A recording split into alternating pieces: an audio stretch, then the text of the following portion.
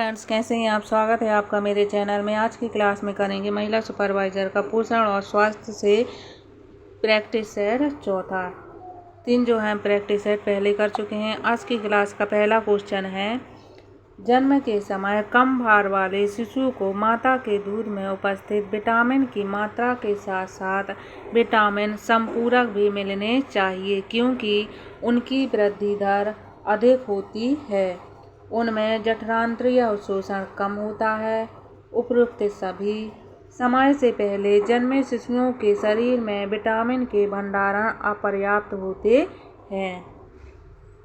तो उनमें जो है ये उपयुक्त सभी होंगे, क्योंकि उनकी वृद्धि दर जो है वो अधिक होती है, उनमें जठरांत्रिय अवशोषण भी कम होता है और समय से पहले जन्मे शिशुओं में शरीर में विटामिन का भंडारण जो है कम मात्रा में होता है।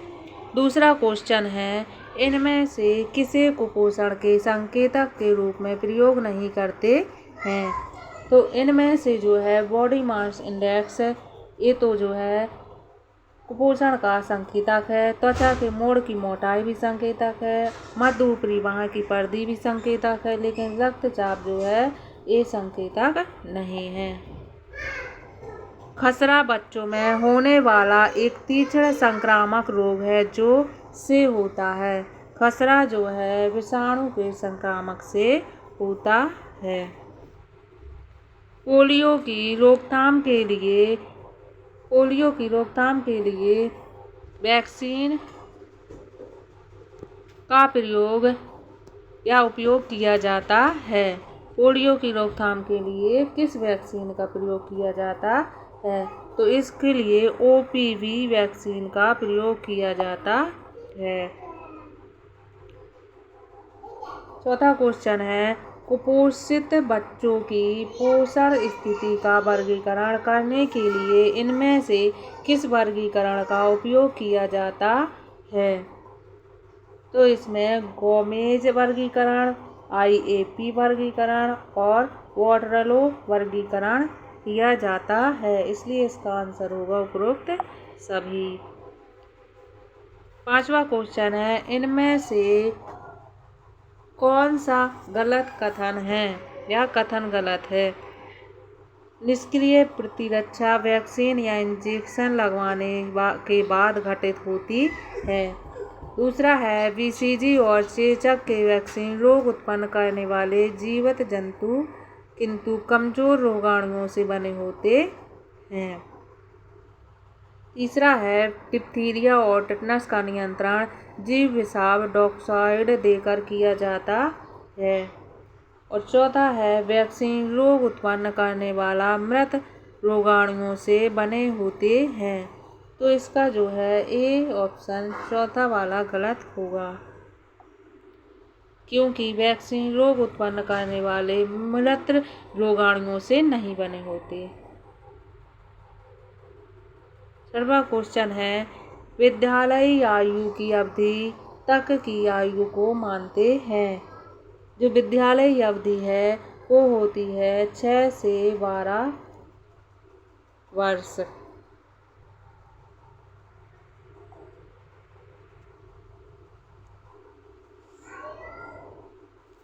33वां क्वेश्चन है कि आयु के शिशुओं के लिए माता के दूध के अलावा पूरक भोजन भी दिए जाने की अनुशंसा की जाती है। तो 6 माह के बाद जो शिशु है उसको जो है अतिरिक्त भोजन देने की जो है अनुशंसा की जाती है। अगला क्वेश्चन है, इनमें से किसका वैक्सीन नहीं है? तो इनमें से मोटापा का वैक्सीन नहीं है। अगला क्वेश्चन है, इनमें से कौन सा कारक बच्चों में कुपोषण के लिए उत्तरदायी नहीं है? तो सुंदरता है जो ये कुपोषण के लिए उत्तरदायी नहीं है। गर्भाशय के अंदर वृद्धि धीमी पड़ जाने, इंट्रायूटेराइन ग्रोथ रिटार्डेशन IUGR के लिए इनमें से कौन सा कारक उत्तरदायी है? तो इनमें से माता को सामान्य से कम पोषण मिलना, मादक पदार्थ, अल्कोहल या सिगरेट का सेवन करना, गर्भावस्थाकालीन मधुमेह, उच्च रक्तचाप या हृदय रोग होना, उपरोक्त सभी होंगे। अगला क्वेश्चन है, क्वाइशयोरकर और मरासमस के लक्षणों में मुख्य अंतर है। तो इनमें जो मुख्य अंतर है वह है एडिमा, तरल एकत्र होने से उत्पन्न सूजन।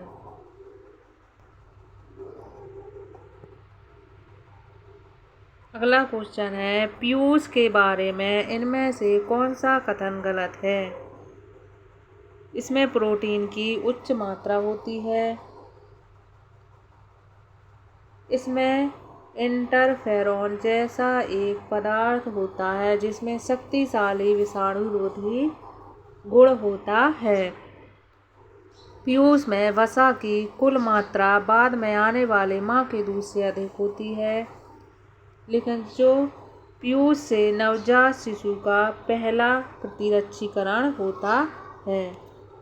लेकिन जो तीसरा वाला ऑप्शन है, पीयूष में वसा की कुल मात्रा बाद में आने वाले माँ के दूध से अधिक होती है, तो ये ऑप्शन गलत है। अगला क्वेश्चन है, इनमें से कौन एक विषाणुजन्य रोग नहीं है। तो एड्स जो है विषाणुजन्य रोग नहीं है, क्योंकि ये यौन संबंधित रोग है। अगला क्वेश्चन है, संतुलित आहार में मिलना चाहिए कार्बोहाइड्रेट 20 से 25% कैलोरी।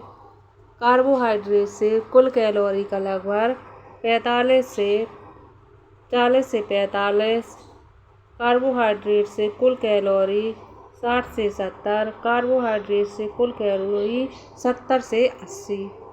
तो इसका जो सही आंसर होगा, कार्बोहाइड्रेट के कुल कैलोरी लगभग 60 से 70%। अगला क्वेश्चन है, संशोधित मानकों के अंतर्गत गंभीर रूप से कुपोषित SAM बच्चों को कितना प्रोटीन दिया जाता है।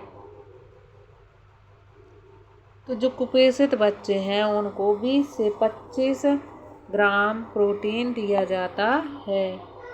अगला क्वेश्चन है, इनमें से कौन एक वायुवाहित रोग नहीं है। तो इसमें जो संग्रहणी दस्त है ये वायुवाहित रोग नहीं है, क्योंकि यह जो है प्रदूषित जल से होने वाला रोग है या संक्रमित रोग है। अगला क्वेश्चन है, कोणीय मुखपाक, एंगुलर स्टोमाटाइटिस, जिह्वाशोथ, ग्लोसाइटिस और ओष्ठविद्रता चेलोसिस की कमी के लक्षण हैं। ये किसकी कमी के लक्षण हैं। तो ये हैं राइबोफ्लेविन की कमी के लक्षण। अगला क्वेश्चन है, कौन सा विटामिन दृष्टि और प्रतिरक्षा में महत्वपूर्ण भूमिका निभाता है। तो जो हमारी दृष्टि और प्रतिरक्षा में भूमिका निभाता है वो है विटामिन ए। अगला क्वेश्चन है, कौन सा खनिज हड्डियों को मजबूत रखने में मदद करता है। जो हमारी हड्डियों को मजबूत रखता है वो है कैल्शियम। कौन सा विटामिन जल में घुलनशील होता है। जल में घुलनशील विटामिन बी होता है। राष्ट्रीय आयोडीन न्यूनता विकार नियंत्रण कार्यक्रम का कार्यान्वयन स्वास्थ्य विभाग भारत सरकार द्वारा किया जा रहा है।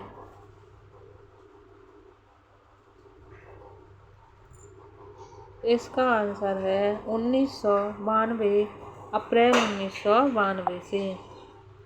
अगला क्वेश्चन है, इनमें से कौन सा कारक माता और गर्भस्थ शिशु दोनों के लिए जोखिम स्थिति नहीं है। भार सामान्य से कम, माता की आयु 15 वर्ष से कम होना, माता की आयु 25 से 33 वर्ष होना, बहुत कम अंतरालों पर बार बार गर्भवती होना।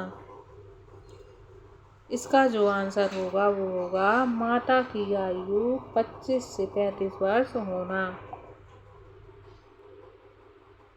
इनमें से कौन ICDS का एक उद्देश्य नहीं है?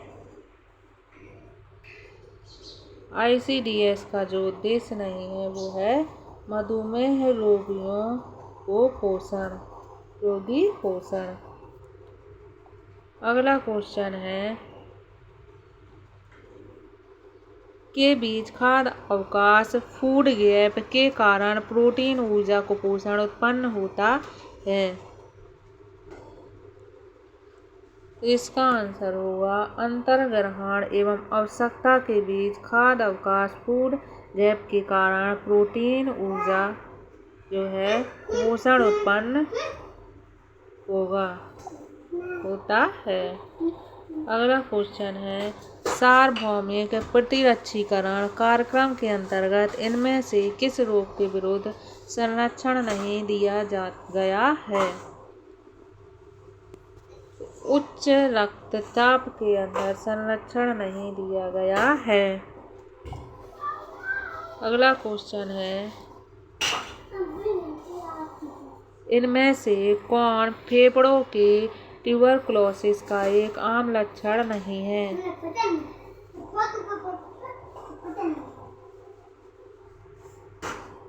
तो उच्च रक्तचाप जो है ट्यूबरकुलोसिस का आम लक्षण नहीं है। बाकी ऊतक में क्षय, बुखार, खांसी और बलगम बाहर आना ये सभी हैं।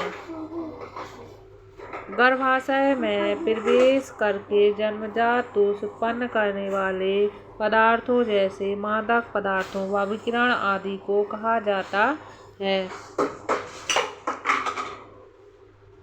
तो इसको जो है विरूपण टेराटोजेन कहा जाता है।